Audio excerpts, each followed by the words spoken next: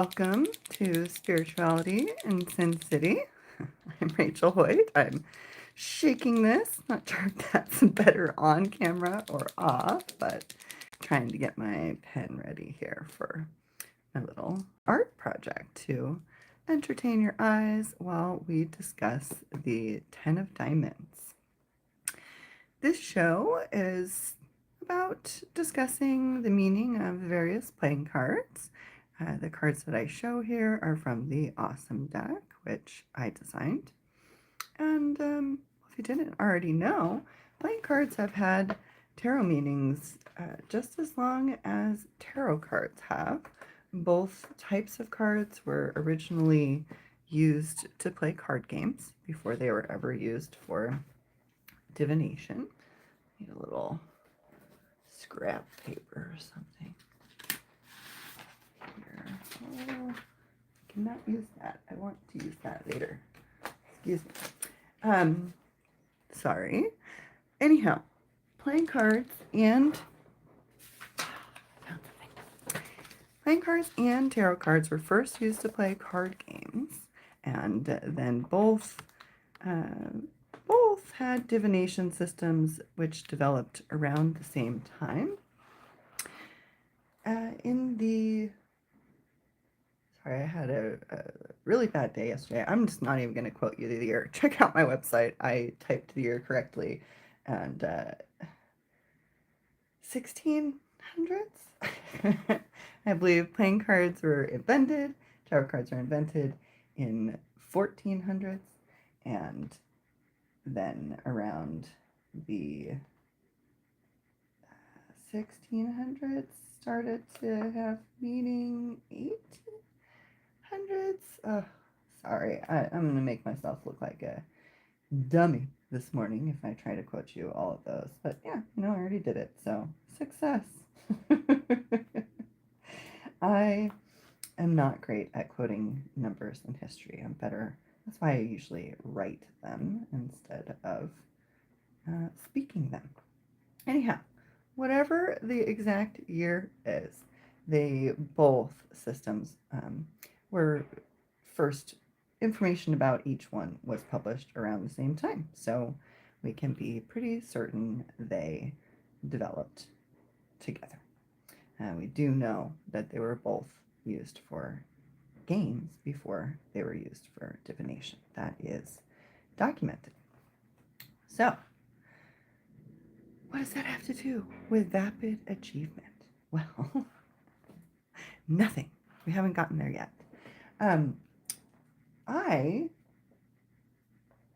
This will get around to the point of the card. I am doing this show as an addition to research that I already started, which I hope will help us see in a more logical manner that there is or is not actually meaning in the cards.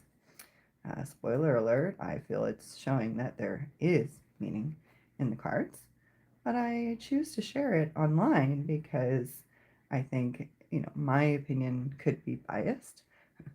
Da-da. Isn't everyone's opinion biased on something like that?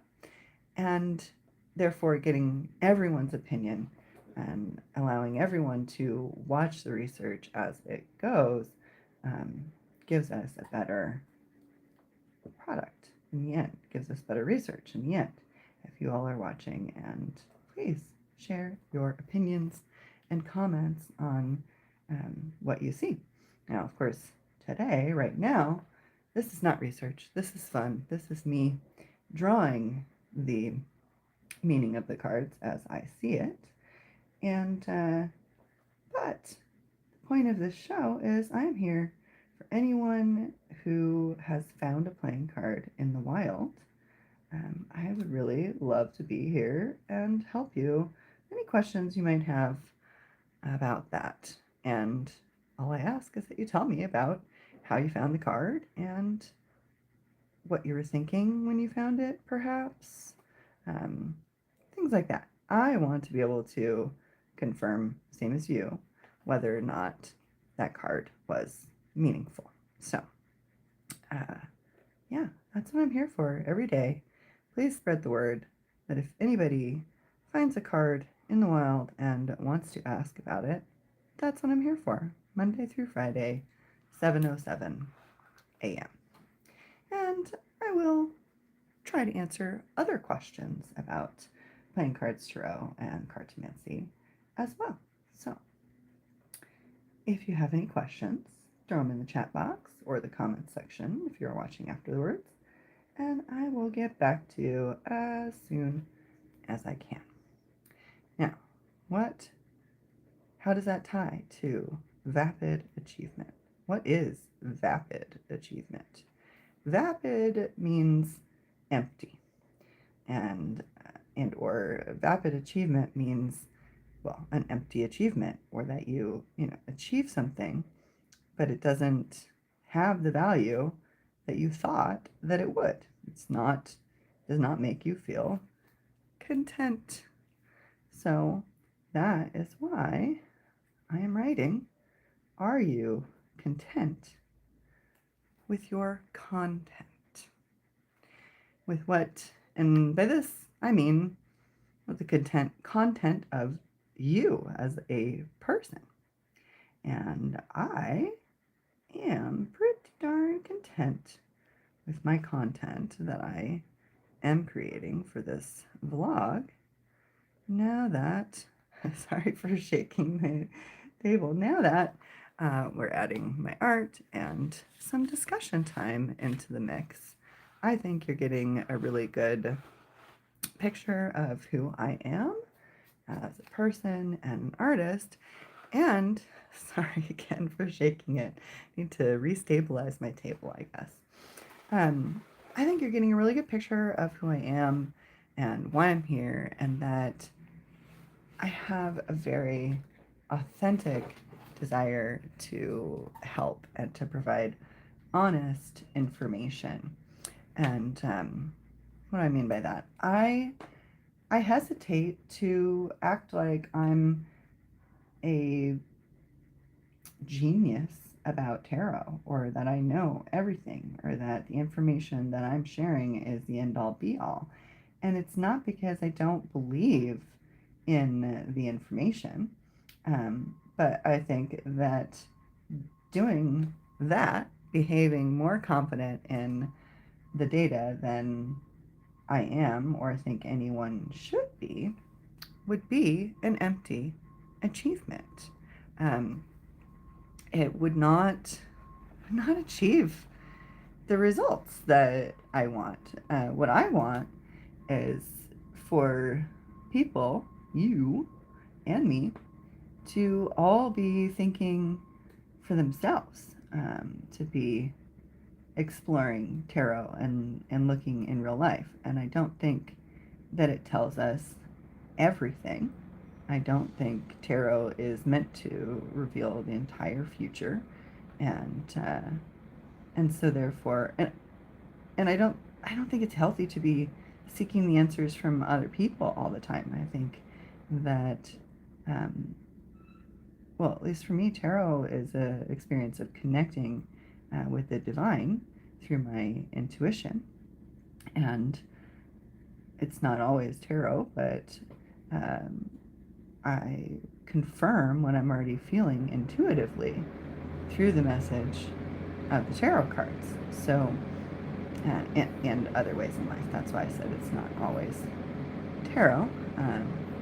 Many things in my life have started to line up in ways that I feel that it's the divine confirming my intuition. So there's many, many signs and symbols in life, but the one that I had the hardest time accepting was tarot. However, in accepting it, that's when I started to realize how much my intuition had already been guiding me and helping me. And the more that I have accepted it, the more I have expanded that power. Sounds weird to say it that way.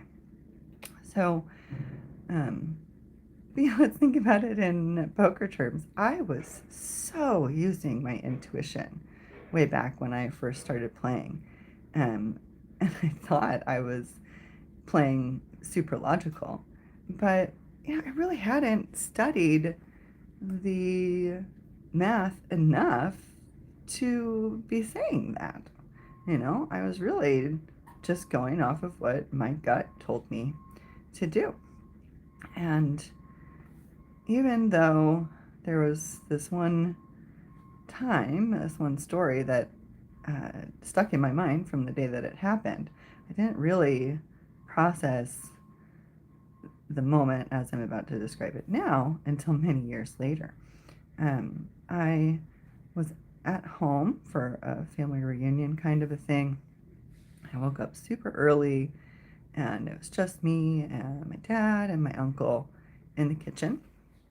And my uncle, I was playing poker online, and they were chatting, and I was just kind of listening in and drinking my coffee. And my uncle asked me, where am I playing poker? And I tell him Poker Stars. He's like, oh, I have a Poker Stars account. I'm going to sign in on my computer. I want to play with you. This is way back when you could search for players and go play with them for fun reasons, like I'm about to describe, but you may be able to realize as I describe this why it's been ruled out, because many people could use it to cheat.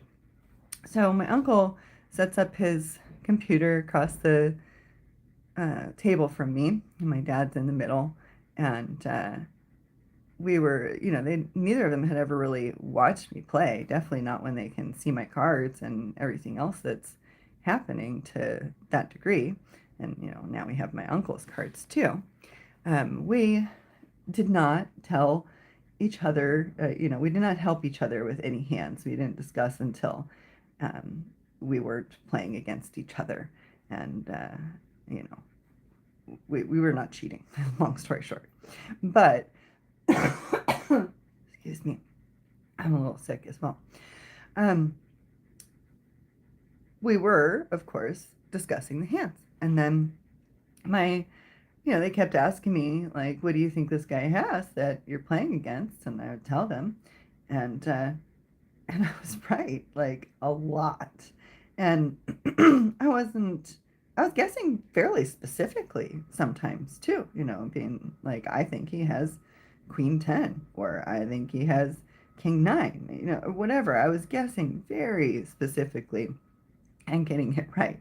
And they were shocked and asked me, how do you know what these people have? And I remembered saying, I don't know, I just know.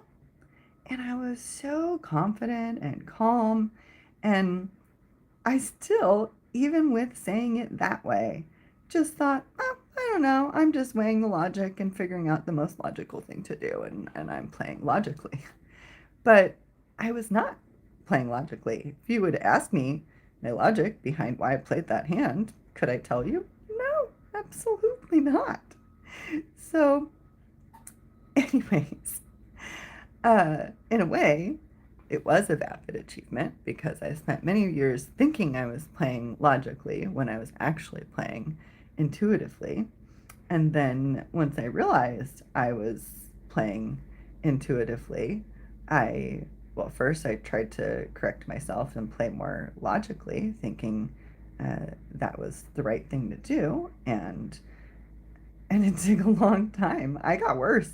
I got worse as a player and was losing more. And now, fast forward many years, that I've really accepted intuition as the guiding force, um, I'm getting better. I got seventh last night. I got first place in tournament. These are tournaments online, $5, and I won. I got 58. I got some other spot that paid very little, and now I got seventh. So I am finally climbing back up now that I have come back around and embraced what was actually helping me in the first place. So, hopefully, all of that rambling has helped you in some way. Um, normally I go straight into scriptures and inspirational quotes about the card, which I have not shared before. However, the reason this artwork was already started is because we've already done the 10 of diamonds. So I've already shared all the quotes that I have written down. And, well, as I whined at the beginning, I had a really bad day yesterday. Often I'll look up some more quotes and whatnot, but I was not able to do that. So we are going with the exact same quotes and a bunch of rambling from me. So, but in case you were not here last time, I will share some of those quotes. Just a second. I have to make it to the end of my little scribble there. So, I did not know what the heck I wanted to do with this. I've stared at it for like an hour before we started filming here, and did not know what I was going to do.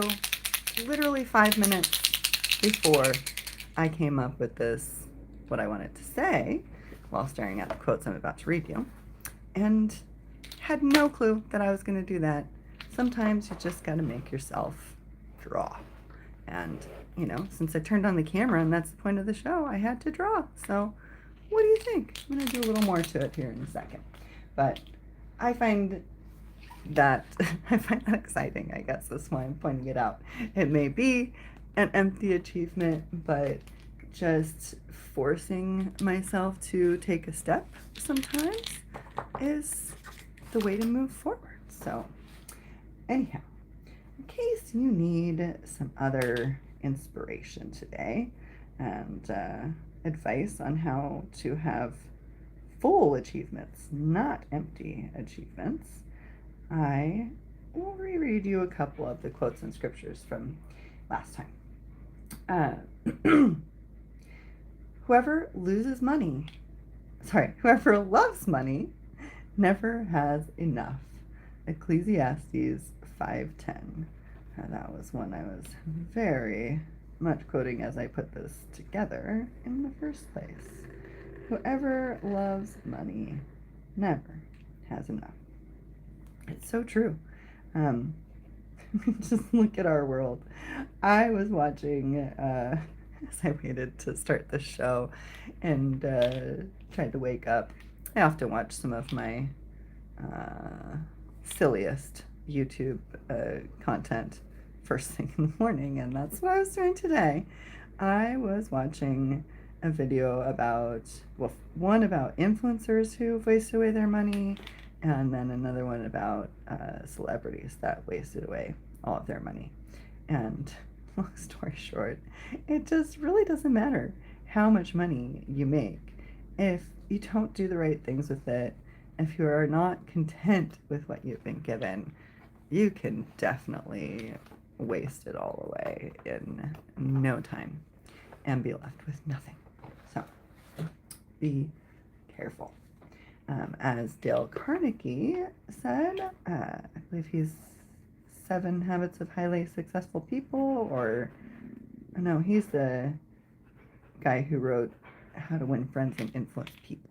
Yeah, I think that's that guy. Dale Carnegie said, success is getting what you want. Happiness is wanting what you get. And that is something the celebrities who wasted away like $30 million in 3 years, etc., that's something they really needed to be reminded, I suppose that doesn't quite speak to it, but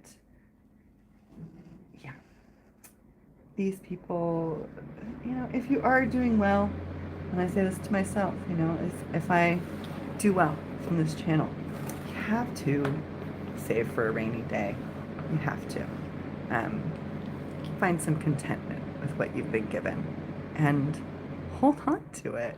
Save it for yourself. Don't be that person who thinks they can just spend it all right now and not worry about tomorrow. There's just way too many of us that have no money saved for a rainy day at all. So I think I'm going to stop right there on the art for the day. and to a drawing for a new card. See what new advice the Awesome Deck has for us for the next 24 hours or so. Awesome Deck, what do we need to hear today? What advice do we need to know? Tell us what we need to hear. Ooh, initiative. Time to take action. There's an opportunity coming. Hope to see you tomorrow. We will discuss this card more again then. Oh, look, that's that card right there in the background. Same card. Anyhow, hope you have an awesome day. Please do press like and subscribe and give me a little love if you enjoyed this video. See you again tomorrow.